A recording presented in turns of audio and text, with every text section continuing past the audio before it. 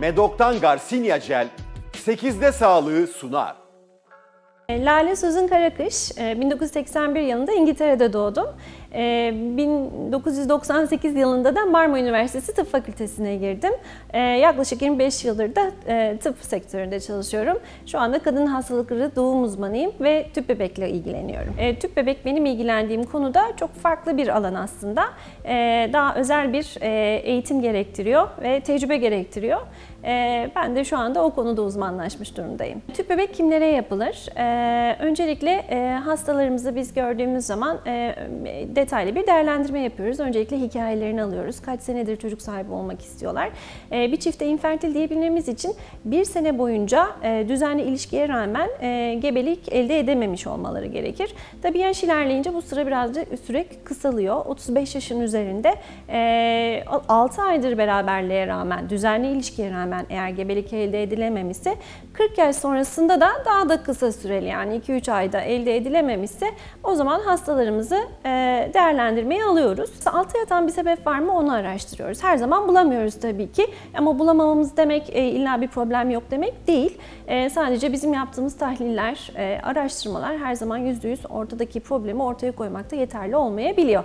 Ama öncelikle yaptığımız temel testlerimiz var. Kadınlar için ayrı, erkekler için ayrı. İlk istediğimiz test erkeklerden spermogram. Sperm sayısı istiyoruz. Sayısı yeterli mi? Hareketlilik iyi mi? Şekilsel bir anomali var mı yok mu? Onu değerlendiriyoruz. Çünkü bu yapabileceğimiz en basit test. Bazen bu test yapılmadan kadın çok araştırılıyor ama aslında sadece spermle ilgili basit bir problem olduğu halde çok fazla gecikmeler yaşanabiliyor. Kadınla ilgili istediğimiz testlerde bazı hormon tahlilleri istiyoruz. Özellikle adet düzenini etkileyecek bir problem var mı? Onu araştırıyoruz. Onun dışında tüplerle ilgili bir problem var mı? Onun için bir rahim filmi istiyoruz hastalarımızdan. Rahim filmi hem tüpler açık mı değil mi? Spermle yumurtanın karşılaşmasında herhangi bir problem yaratacak bir tıkanıklık var mı? Onu araştırmamızı sağlıyor. Aynı zamanda rahimin şekli konusunda da bize bilgi veriyor. Bunun dışında bir de hastalarımızı tabii ki ultrasonla rahimlerinde herhangi bir anomali var mı yok mu onu değerlendiriyoruz. Yani tekrar özetlemek gerekirse hormon tahlilleri, ultrasonda yumurtalık rezervi, rahimle ilgili şekilsel anomaliler var mı yok mu? Bir de rahim filmiyle de tüplerde bir problem var mı yok mu? Onları araştırıyoruz. Şimdi diyelim ki bir problem saptadık. Sperm sayısı normalin altında olabilir. Normal yolla gebelik olmayacaksa o zaman tabii ki bir senelik süre bizim için yeterli olur. Çiftimiz istiyorsa çocuk sahibi olmak, tedaviye başlıyoruz. Tüp bebek tedavisinde öncelikle kadını hazırlıyoruz. Adetin ikinci günü başlıyor tedavimiz. İkinci gün yaptığımız ultrasonda yumurtalıkları değerlendiriyoruz. Her iki yumurtalıkta kaç tane yumurta var? Bu yumurtaların boyutları birbirlerine eşit mi? Belli bir boyutta mılar yani kist var mı yok mu? Onlara bakıyoruz. Eğer herhangi bir problem yoksa hormon tedavisine başlıyoruz. Normalde normal siklusta her yumurtalıktan ya sağdan ya soldan her ay bir tane yumurta gelişir. Geri kalan büyüme potansiyeli olan yumurtalar vücuttan atılırlar.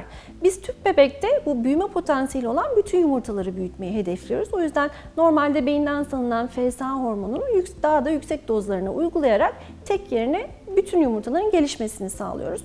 Yumurtaların istediğimiz boyuta gelmesi yaklaşık 10 ila 15 gün sürüyor. Bu süreçte biz hastamızı 2 ila 3 kez kontrole çağırıyoruz. Her kontrolde yumurtaların boyutlarını ölçüyoruz. Büyümemiz iyi mi ona bakıyoruz. Dozumuz iyi geldi mi ona bakıyoruz. Sonrasında istediğimiz boyuta geldiğinde yani 18 ila 22 milime ulaşan foliküllerimiz olduğu zaman çatlatma iğnemiz var. Bu iğneyi uyguluyoruz. Bundan 2 gün sonra yani yaklaşık 36 saat sonra yumurta toplama işlemimizi yapıyoruz. Bu işlem anestezi altında yapılıyor. İğneyle yaptığımız için aslında kısa bir işlem ama iğneyle yaptığımız için ağrılı olmaması için anestezi alıyor hastalarımız. O gün bir 2 saat takip ediyoruz. Ondan sonra eve yolluyoruz. O gün hastamıza kaç tane yumurta topladığımız konusunda bilgi veriyoruz. Aynı gün eşinden de sperm örneği alıyoruz. Ertesi gün olgun gelen yumurtalarla spermlerimizi döllüyoruz ve embriyomuzu takip ediyoruz. Embriyo yumurtanın döllenmiş hali spermle. Şimdi embriyo ilk başta tek hücreden oluşuyor, sonra bölünmeye başlıyor. Belli aşamalarda belli seviyeye gelmesini bekliyoruz. Üçüncü gün aşamasında baktığımızda normalde ortalama 8 hücreden oluşan bir yapısı olması gerekiyor. O gün yine hastamızı arıyor embriyologlarımız. Kalitesi konusunda bilgi veriyorlar embriyoların. İyi kaliteli olabilmesi için hücrelerin birbirine yakın boyutlarda olması gerekiyor. Dediğim gibi 8 ila 10 hücreden oluşması gerekiyor. Ve sitoplazma dediğimiz bu hücrelerin içindeki sıvının temiz gözükmesi gerekiyor. Ve fragmentasyon dediğimiz hücre artıklarını görmememiz gerekiyor. Ve elde ettiğimiz embriyo sayısına göre ya 3. gün ya da 5. gün embriyolarımızı her şey uygunsa transfer yapıyoruz. Yani rahime yerleştiriyoruz. Bazı durumlarda taze transfer mümkün olmuyor. Aslında amacımız bizim taze transfer yapmak. Çünkü çok daha hızlı sonuç alabiliyoruz.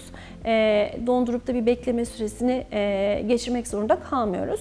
Ama bazı şartlarda diyelim yumurta sayısı çok fazlaysa, 15-20 üzerinde yumurta topladıysak embriyoyu taze transfer ettiğimiz takdirde gebelik oranları azalabiliyor. Ya da overyen hiperstimülasyon sendromu dediğimiz karın içinde sıvı birikimi ile ilerleyen bir durumla karşılaşabiliyoruz.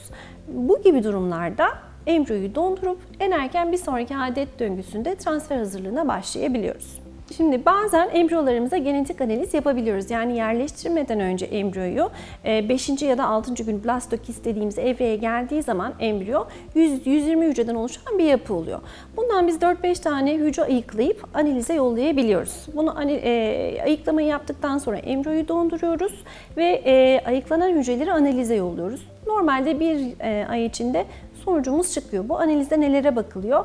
Embriyonun kromozom sayısına bakılıyor. Normalde hepimizin 46 tane kromozomu var ve sağlıklı bir bebek elde edebilmek için de yumurta oluştuktan sonra, döllendikten sonra bölünüyor demiştim size. İçindeki genetik materyalinde 2 eşit parçaya bölünmesi lazım. Normalde 46 olmayıp da 47 ya da 45 kromozomlu embriyolar olduğu zaman bunlar ya gebelikle sonuçlanmıyor ya da düşükle sonuçlanıyor ya da bazen de Down sendromu gibi genetik rahatsızlıklarla karşılaşabiliyoruz. Bunun önceden tanısı mümkün. Ama herkese önerdiğimiz bir şey değil bu. Belli hasta gruplarında öneriyoruz. Çünkü çok da mükemmel bir sistem değil. Yani biz bir embriyoya genetik analiz yaptığımız zaman bu embriyonun %70 oranında gebelikle sonuçlanmasını bekliyoruz. Ama %30 oranında gebelik olmayabiliyor. Çünkü ayıkladığımız hücreler embriyoyu genel olarak yansıtmayabiliyor. Mozaisizm dediğimiz bir durum olduğu için. Yoksa %100 gebelik elde edebileceğimiz bir durum olsa aslında bütün hastalarımıza önerebileceğimiz bir yöntem olabilir.